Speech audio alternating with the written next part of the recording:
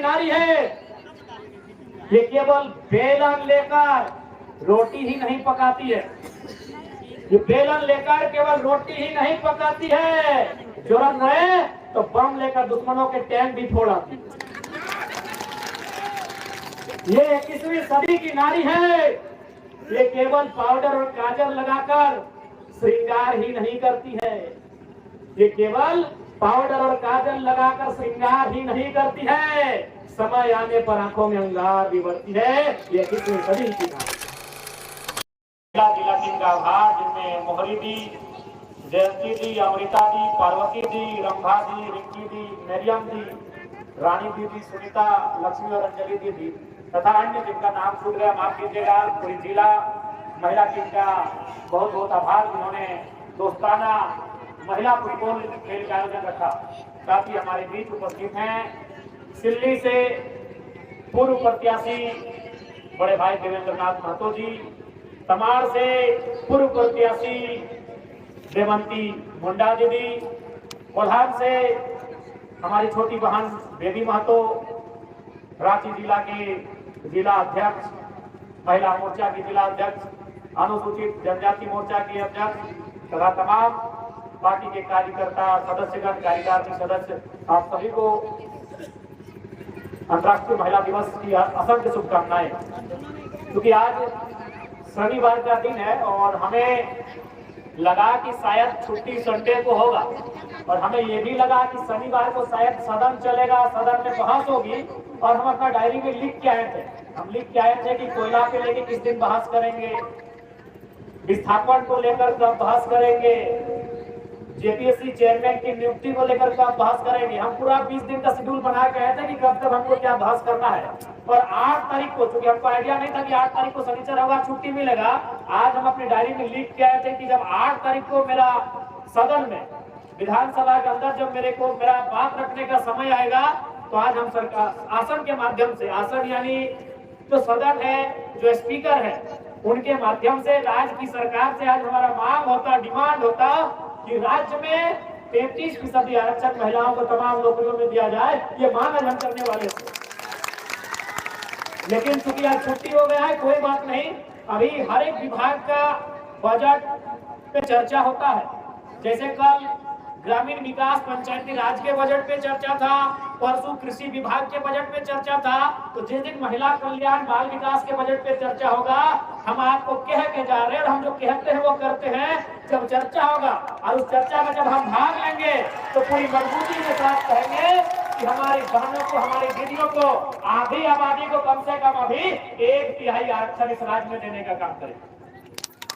तमाम नौकरियों में, चाहे वीडियो बनने का बात हो, सीओ बनने का बात हो, दरोगा बनने का बात हो, हवलदार बनने का बात हो, इंजीनियर बनने का बात हो, इस राज्य की तमाम नौकरियों में 100 में 33 महिलाओं को सुनिश्चित करना होगा। ये मांग रखेंगे, क्योंकि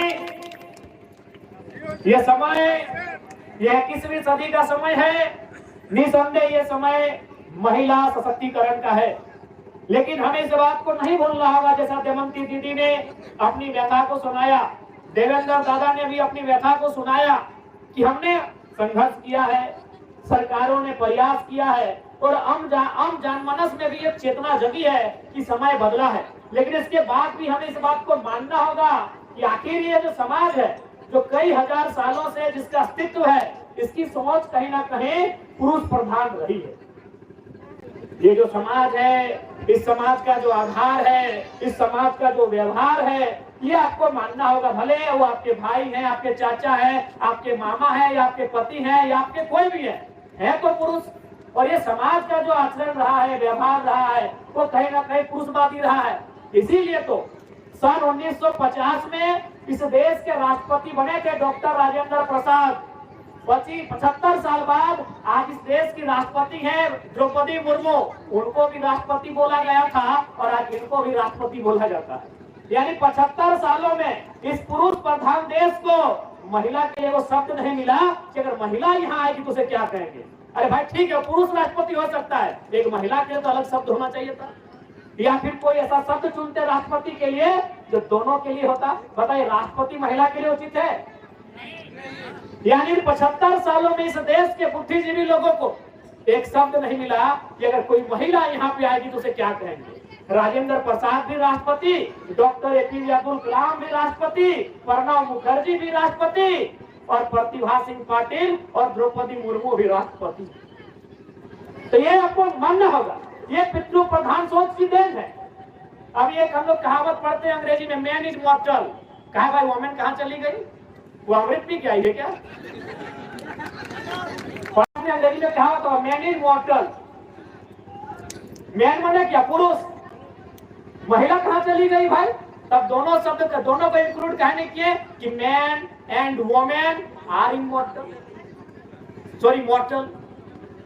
तो कहीं ना कहीं ये जो सोच रही है, सोच हजारों सालों की है। अब ये छोटा सा उदाहरण देते हैं, क्योंकि इस उदाहरण को देने के बाद हो सके मेरी बहुत सारी लोग आलोचना करें, हमारी बुराई, हमारा टांग खींचे, लेकिन सच बात सुनाते। अभी सपोज दे हमारी कोई नानी है, दादी है, चाची है, मामी है, मौसी है, अगर वो अपने पति के जिंदा रहते अगर स्वर्ग से झांकती है, 70 साल उम्र, 80 जितना भी 100 साल ही कहने है, हम उनको क्या कहते हैं? सुहागन कहते हैं ना। यानी पति जिंदा है और अगर वो स्वर्ग से झांकती है, सुहागन। लेकिन बेचारी अगर पति पहले गुजर जाए तो अभागन। एक छोटा सा लॉजिक देखिएगा, जनरली यहाँ जितने लोग शादीशुदा हैं, हम भी नहीं है और देवेंद्र भी नहीं है, तो जितने लोग शादीशुदा है, बेबी भी नहीं की अभी, तो जितने लोग शादीशुदा है, आप थोड़ा सा स्टडी किया, यही जितने हैं, नहीं करने से भी 2-3 हजार लोग हैं, इनमें से नहीं करने से भी 1000 लोग शादीशुदा है। आप हमको एक रिपोर्ट बताइए तो कि लड़का का उम्र ज्यादा है कि लड़की का? लड़का का। एक दो अपवाद होगा, मुश्किल से एक भी, हमें लगता है यहाँ एक भी नहीं होगा। यानी 1000 में 1000 जो शादी हुआ है उसमें लड़का 5 साल लड़की से बड़ा है, कोई 10 साल बड़ा है, कोई 4 साल बड़ा है, कोई 15 साल बड़ा है कि नहीं? और आप क्या चाहते हैं? एक तो अपनी उम्र की छोटी लड़की से शादी भी की है और चाहते हैं मेरा जीते जी तुम मरेगी तब तुमको सुहागन करेगी। यानी एक तो कम उम्र में शादी करके लाए हैं और क्या चाह रहे हैं कि हमसे 2 साल पहले ही मर जाओ भाई। हो सके मेरे इस स्टेटमेंट के बाद मेरी लोग आलोचना करें कि आप ये क्या कर रहे हैं, लेकिन थोड़ा सा दिमाग से सोचा जाए, ये व्यवहार उचित नहीं है, क्योंकि सोच पुरुषवादी है। इस समाज का निर्माण ही पुरुषवादी सोच से हुआ है। सिंपल बात है कि तुमसे शादी भी करेंगे, तुम छोटी है हमसे 10 साल और हमसे 10 साल पहले गुजर जाओ तब ठीक है।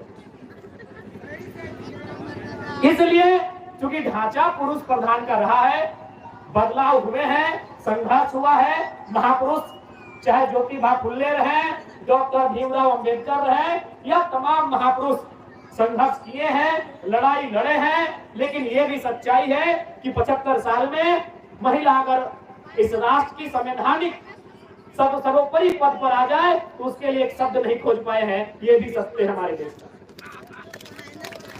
तो आज खैर दमयंती दी ने, जो हमारी तमाड़ की विधायक की प्रत्याशी रही हैं, बहुत सुंदर इन्होंने कहा कि जब आप इतिहास को लिखेंगे आने वाली पीढ़ियां आपकी कसमें खाएंगी। आज नारी सशक्तिकरण का दौर है और हमें पूर्ण आशा है इस दौर को सबल करने के लिए आप तमाम हमारी दीदियां, हमारी बहनें पीछे नहीं हटेंगी। सबसे महत्वपूर्ण बात और एक बात दीदी लोग, क्योंकि हमेशा इस विषय पे आता है, पुरुष और नारी की जब बात आती है तो लोग कहते हैं कि नारियां कोमल होती हैं, और अक्सर कविताओं में देखिएगा, शेरो शायरी में आप पढ़िएगा, जब एक स्त्री की बात आती है तो कोमल, सरल, नाजुक इन शब्दों का प्रयोग किया जाता है। क्योंकि मैं आपको कहना चाहूंगा, जितनी मेरी दीदियां हैं, अगर कोई इन शब्दों का आपके लिए प्रयोग करे तो उसमें हतोत्साहित होने की आवश्यकता नहीं है। ये विधि का निर्णय है आपके लिए। जिसने संसार को बनाया है, कोई ईश्वर कहे, कोई अल्लाह कहे, कोई वाहे गुरु कहे, कोई मरांग गुरु कहे, कोई बुढ़ा बाबा कहे, कोई प्रकृति कहे, जिसने भी ईश्वर, जिसने भी संसार को बनाया है, उसने वास्तव में बनावट की दृष्टि से पुरुषों की तुलना में स्त्रियों को मुलायम बनाया है। मेरा तर्क सुनिएगा, क्यों हो सके मेरी आलोचना आप कर दें कि आप स्त्रियों के लिए मुलायम, सरल, कोमल शब्द का प्रयोग कर रहे हैं, लेकिन मेरा तर्क सुनिएगा। अच्छा, आपने मिट्टी के बर्तन को बनते हुए देखा है? अच्छा, अगर एक बात बताइए, अगर मिट्टी कठोर है तो क्या वो बर्तन बनेगी? नहीं बनेगी ना। यानी मिट्टी को पानी में गीला करना पड़ता है, यानी कोमल। मिट्टी अगर कोमल बनेगी तभी वो बर्तन बनेगी। आपने लोहा को देखा है तलवार बनते हुए? क्या जो लोहा कठोर है, रड के समान है, वो तलवार बनेगा? नहीं बनेगा। उस लोहे को अगर आग में गलाएंगे, तपाएंगे, यानी कोमल, उसके व्यवहार में परिवर्तन करके उसे कोमल बनाएंगे, उसे नाजुक बनाएंगे, तभी वो तलवार बनेगा। तो मेरे कहने का मतलब है कोमल उसको बनना पड़ेगा जिसको आविष्कार करना। आप बिना कोमल बने, बिना सरल बने, बिना कोमल बने आप आविष्कार नहीं कर सकते हैं। आप एक जंगल की लकड़ी को ले आइए, वो लकड़ी तभी सीधी होगी, जो लकड़ी टेढ़ी है वो लकड़ी तभी सीधी होगी जो कच्ची हो, यानी कोमल हो। अगर वो सूख जाएगी तो टूट जाएगी, लेकिन सीधी नहीं होगी। इसका मतलब क्या है? अगर आपको आविष्कार करना है, आविष्कार मतलब सृजन, सीधी होगी जो कच्ची हो, यानी कोमल हो। अगर वो सूख जाएगी तो टूट जाएगी, लेकिन सीधी नहीं होगी। इसका मतलब क्या है? अगर आपको आविष्कार करना है, आविष्कार मतलब सृजन, आविष्कार यानी नया, तो आपको कोमल बनना पड़ेगा। और विधाता ने स्त्रियों को उनके गर्भ में आविष्कार का जिम्मा सौंपा। ये विधाता का निर्णय है, ये प्रकृति का अटल सत्य है कि जिसको आविष्कार करना है उसे कठोर बन के नहीं कोमल बनना होगा। तो यदि आपको कोई कहे कोमल, तो भैया उसके पीछे कारण यही है कि आपके गर्भ में, आपकी कोख में, चाहे देवेंद्र महतो है, जयराम महतो है या दमयंती मुंडा है, उनका आविष्कार हुआ है। हमारा आविष्कार आपके गर्भ में हुआ है। तो अगर आप कोमल नहीं होती, आविष्कार हमारा नहीं हो पाता। मिट्टी बर्तन तभी बनेगी जब वो कोमल बनेगी, कठोर मिट्टी से बर्तन नहीं बनता है। तो यदि इस तर्क को जानना होगा कि विधाता ने स्त्री के बनावट को कोमल सांचे में इसलिए ढाला है कि उसके गर्भ से सृष्टि का सृजन होना है। और क्योंकि समय नहीं है, हमको भी फिर धनबाद जाना है, फिर सुबह रांची आ जाना है, बड़ी भागना है। इतना कहेंगे कि स्त्री इस देश के महान साहित्यकार मुंशी प्रेमचंद, उन्होंने अपनी कालजयी पुस्तक गोदान में लिखा है कि एक इंसान को महान बनने के लिए 3 क्वालिटी होना चाहिए: त्याग, सहनशीलता और क्षमा। अगर एक इंसान में 3 क्वालिटी है, त्याग, सहनशीलता और क्षमा, तो इंसान महान है। लेकिन एक स्त्री जन्म से 3 क्वालिटियों के साथ आती है, वो जन्मजात महान है। पहला क्वालिटी त्याग। त्याग समझा? यार त्याग मतलब बप्पा का घर छोड़ के ससुरा के घर आए, त्याग है ना। सबसे बड़ा त्याग तो यही हुआ कि आप जन्म कहीं हुआ, फले फूले कहीं, खेले कूदे कहीं और दौड़ के चले आए कहीं। सबसे बड़ा त्याग ये त्याग नहीं कोई कर सकता, ये जन्मजात एक स्त्री करती है, इसीलिए वो महानता की श्रेणी में आती है। त्याग करते हैं ना। एक स्त्री विहीन होती है, विहीन बुझा? विहीन, अरे धान लगाने से पहले विहीन लगाते हैं। हाँ, हम लोग धनबाद को कारण विहीन बोलते हैं, आफर बोलते हैं। आप क्या बोलते हैं? विहीने बोलते हैं। तो एक स्त्री विहीन होती है, कैसे मालूम है ना? विहीन लगता है एक जगह, लेकिन उसको उठा के फिर लगाना पड़ता है पूरे खेत में। वही होती है स्त्री, लगती है कहीं और, जन्मते कहीं और कहीं जाके संवारती है, सजाती है कहीं और। दूसरा क्वालिटी है सहनशीलता। समझ रहे हैं? सहनशीलता माने सहना, सहना। आप यही एगो उदाहरण लीजिए। यही अगर कोई दो पति पत्नी आए हैं तो उनको सामने लाइए, जिनका छोटा छोटा बच्चा हो, दोनों की गोद में छोटा छोटा बच्चा दे दीजिए। और सौभाग्य ये हो कि एक ही उसी टाइम या तो वो शौचालय कर दे या तो पैखाना करे। आप उसका भाव देखिएगा, एक मर्द का भाव देखिएगा और एक महिला का भाव देखिएगा। महिला के भाव में अंतर नहीं होगा और मर्द बोल गए इसको लेके जाओ। गलत बोल रहे हैं? सहनशीलता यानी धरती के बाद किसी में अगर सहने की क्षमता है, एक स्त्री में। छोटा तो ट्राई कर लीजिएगा, एक बच्चा पति को एक पत्नी को दीजिएगा और उसी समय वो 1 नंबर या 2 नंबर कर दे, उसके भाव से पता चल जाएगा। वो बोलेगा तुरंत इसको दूर करो, कपड़ा बदलो, महिला कुछ नहीं बोलेगी। क्योंकि इस धरती, क्योंकि धरती बहुत कुछ सहती है, धरती भी एक माँ के रूप में है। धरती के बाद अगर इस दुनिया में कोई सहने जानती है, एक स्त्री जानती है। तीसरा क्या है? क्षमा। अभी अगर लड़का लोग झगड़ा करे, अरे अल्लाह जगह हमारा झगड़ा हुआ है, और कोई बात नहीं, पहचान के रखो कौन कौन है। 2 दिन बाद पटका पटकी करेगा, 4 दिन बाद पटका पटकी करेगा, 1 साल बाद पटका पटकी करेगा, मेला के बदले अगला साल बाद मेला में बदला हुआएगा। अब सोच के देखिए, अगर स्त्री का भी वही व्यवहार हो जाए तो इस देश में रोज नया महाभारत होगा। इसलिए स्त्री क्या करती है? जाओ माफ कर दी, तुम हमको दुख दिया, तुम हमको सताया, तुम हमको धोखा दिया, तुम हमारे साथ क्या किया, जाओ अपना दिल को बड़ा किए, तुमको माफ कर दिए। एक जीवन काल में, अपने बाल्य काल से युवा अवस्था से लेके इस संसार को त्यागने तक एक स्त्री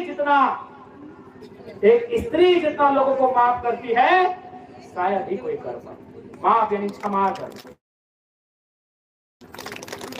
इसलिए आज नारी दिवस के अवसर पर मैं तमाम दीदियों से, तमाम बहनों से आग्रह करूंगा कि 21वीं सदी आपका है, बस आप सार्थक होकर एक दिशा में चलने का काम करें। अंत में इतना ही कहेंगे, क्या 21वीं सदी की नारी है, ये केवल बेलन लेकर रोटी ही नहीं पकाती है। ये बेलन लेकर केवल रोटी ही नहीं पकाती है, जरूरत है तो बम लेकर दुश्मनों के टैंक भी फोड़ आती है। ये 21वीं सदी की नारी है, ये केवल पाउडर और काजल लगाकर श्रृंगार ही नहीं करती है। ये केवल पाउडर और काजल लगाकर श्रृंगार ही नहीं करती है, समय आने पर आंखों में अंगार भी बढ़ती है। ये 21वीं सदी की नारी है। ये 21वीं सदी की नारी है। ये केवल पर्दे के पीछे से शर्माती नहीं है। ये 21वीं सदी की नारी है, घूंघट की आड़ में केवल शर्माती नहीं है। अगर हक की बात आए, अधिकार की बात आए, तो सामने से शेरनी की तरह गुर्राती भी है। ये 21वीं सदी की नारी है।